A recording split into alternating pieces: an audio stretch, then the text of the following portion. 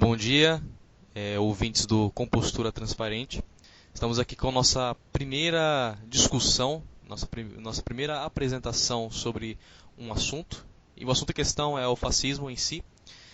Estaremos aqui abordando, de certa forma, de uma maneira bem resumida. Eu, Lucas, estaria abordando a parte dos integralistas aqui no Brasil. O Bill Curtin estará falando sobre a história do fascismo e abordando algumas certas críticas a respeito, com certos levantamentos. E a Joyce estará abordando a parte econômica do fascismo. Por questão de alguns problemas entre tempo aqui, o Mason não pôde comparecer, mas no próximo vídeo ele com certeza estará por aqui. Em primeiro lugar, eu gostaria de ler aqui um trecho de que eu postei no O Retrógrado, um texto sobre os integralistas. O nome do texto é Integralistas, quem foram e são. Eu vou dar uma lida aqui. A questão a ser colocada é de que, em suma maioria dos esquerdistas proferiam de intitular qualquer pensamento contrário ao deles de integralistas e fascistas, quando é exatamente o contrário. Não pretendo resgatar a essência política do fascismo para essa explicação, tanto porque não há espaço e tempo para explicar a coisa toda. Eu li esse trecho aqui porque é a partir disso que eu vou trabalhar nessa questão dos integralistas. Em resumo, o movimento integralista, que foi aqui no Brasil, que começou ali na década de 30, no período Vargas, foi um movimento fascista, né, contra o Vargas, isso que logo eu já estarei apontando essa contradição, que se opõe, além do Vargas, mas também aos comunistas, à coluna de Prestes, por assim dizer. E por existir essa certa confusão em termos que fazem, o movimento ele acabou evoluindo em insignificância e em obtusidade de uma maneira inacreditável. Tanto que, na época de Vargas, qualquer pensamento que seja contrário ao governo seria desmantelado, seria preso, né? Afinal, era uma ditadura fascista. E a questão sobre os integralistas é de que eles eram fascistas, né? Eles seguiam ali seus preceitos nacionalistas, seus preceitos progressistas. Contudo, existia uma confusão, né? Contra o Vargas, quando era exatamente eles deveriam ter apoiado Getúlio Vargas, né? Essa confusão se dá por conta da alta influência mundial do fascismo.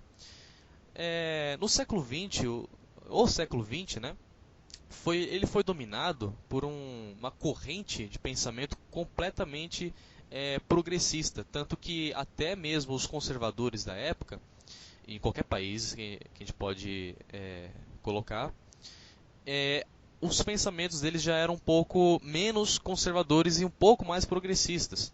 Eu não vou entrar no mérito aqui de falar, tanto porque não há tempo para explicar a coisa toda. Mas, em resumo das contas, os integralistas, o movimento integralista, foi um movimento que não sabiam o que estavam fazendo, resumidamente.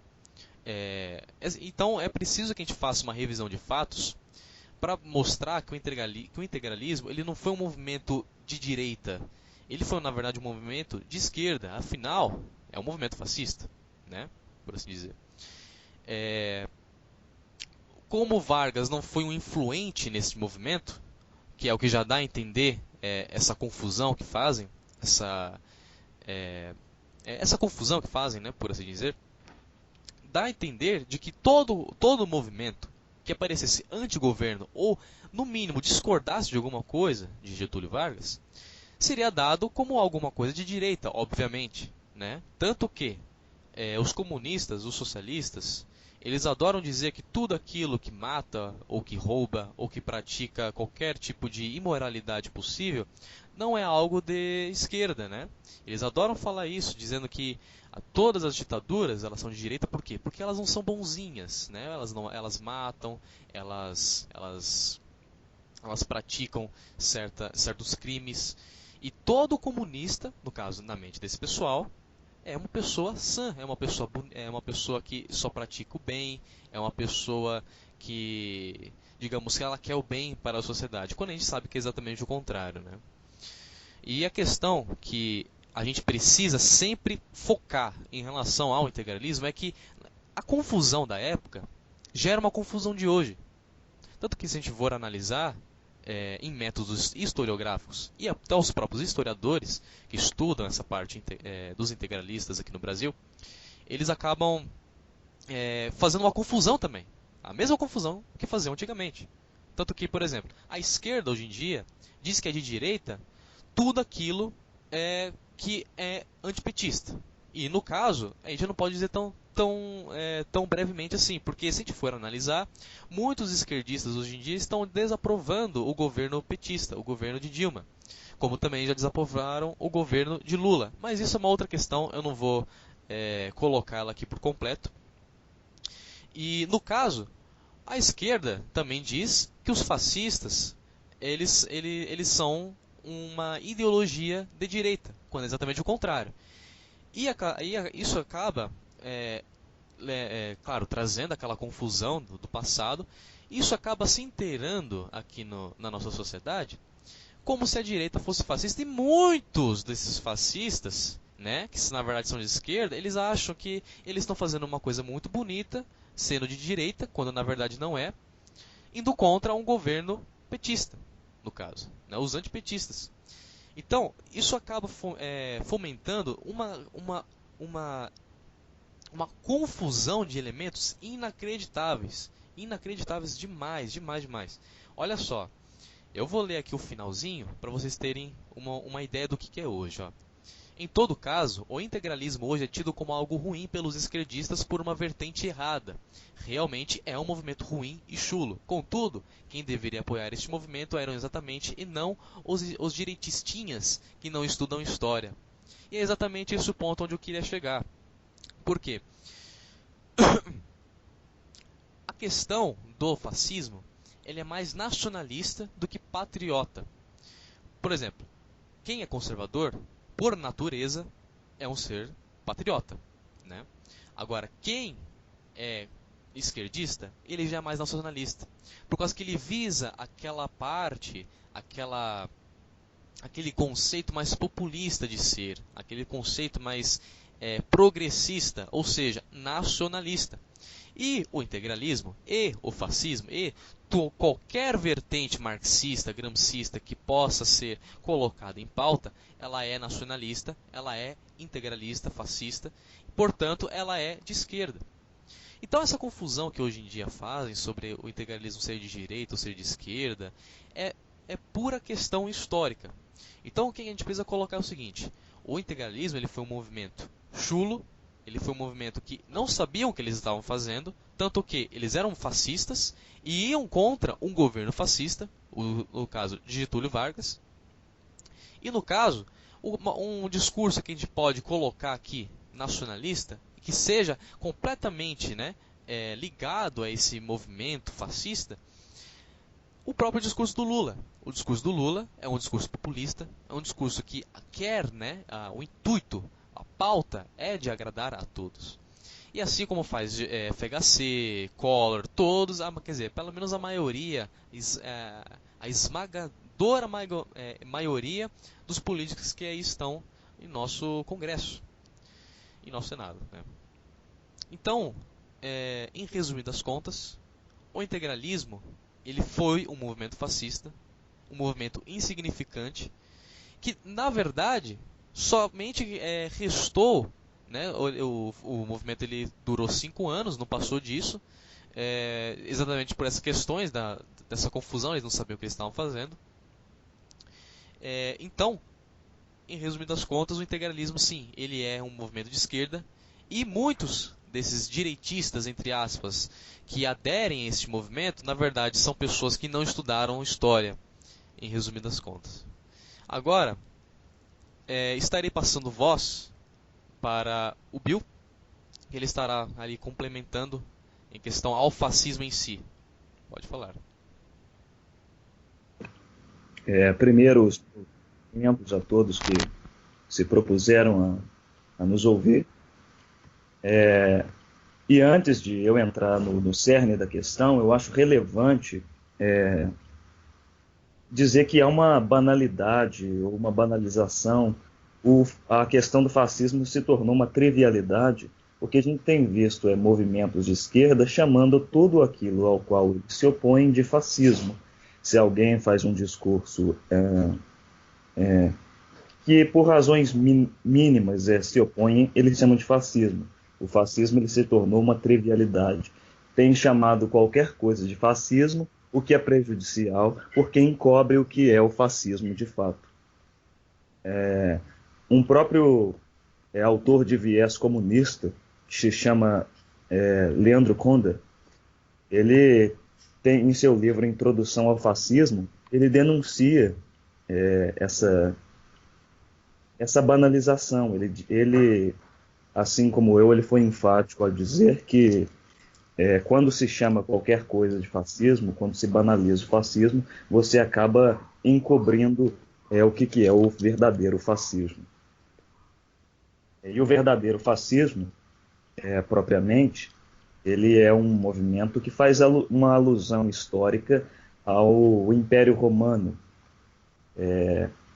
Eu faço até questão agora de citar o autor de quadrinhos, que é o Alan Moore, em V de Vingança, onde ele dá uma explicação bem coerente do fascismo, onde ele fala que o símbolo do fascismo é um feixe de gravetos, e vem aquela ideia que às vezes é espalhada como algo bonito, de que um graveto sozinho se quebra, mas um feixe de gravetos unidos, ele não pode ser fragmentado. Então o fascismo ele pressupõe o seguinte: a supressão e a opressão das individualidades. O fascismo ele pede uma uniformidade de pensamento. O fascismo ele é uma negação da individualidade e a exaltação do coletivismo. E isso dentro do contexto do V de Vingança, o próprio líder fascista, o Adam Susan, dentro da história que ele criou, ele mesmo dá um conceito bem coerente de fascismo. Por essa razão, quando se alguém tenta associar o fascismo ao liberalismo, se torna ainda mais absurdo, porque o liberalismo ele é a afirmação da individualidade e o fascismo é a negação da individualidade e a exaltação do coletivismo imperante. Então, por essa razão, essa banalização da esquerda em relação ao fascismo tem que ser combatida, tem que ser denunciada, porque além de prejudicar a imagem de ideias conservadoras, ideias liberais, que são benéficas, além dessa tentativa de denegrir essas ideias, ainda por cima eles acabam fazendo um desserviço social, um desserviço político, que é de acobertar os verdadeiros fascistas. Enquanto a esquerda acusa deliberadamente pessoas inocentes de fascismo, os verdadeiros fascistas estão circulando por aí, cometendo atrocidades, e a esquerda brasileira ou mundial nada faz a respeito, a não ser protegê-los. Assim eu passo a palavra adiante. Olá a todos, eu vou dar uma breve explicação aqui sobre a economia fascista, como ela funciona, qual é a base dela. A base da economia fascista é o planejamento centralizado. O governo, ele controla dinheiro, crédito, sistema bancário, investimento, e o poder dele é ampliado com essa desculpa de estabilidade. É como se ele dissesse assim: você me dá o poder e eu cuido de tudo. O governo é como um pai para todos os empresários e tudo mais. Por isso, ele atrai muitos empresários. Muitos se aliam ao Estado contra as flutuações econômicas. Cria-se um grupo privilegiado, um grupo especial, que recebe assistência do governo. Assim, o governo dá assistência a bancos e indústrias, através de programas assistencialistas. Não há livre concorrência. É só um grupo especial contra outros que sofrem em relação a isso. Outra característica da economia fascista é que ele não busca estatizar completamente.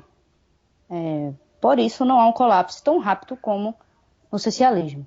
Isso acaba enganando muitas pessoas. Ele não cai tão bruscamente e tão rapidamente como no socialismo e comunismo.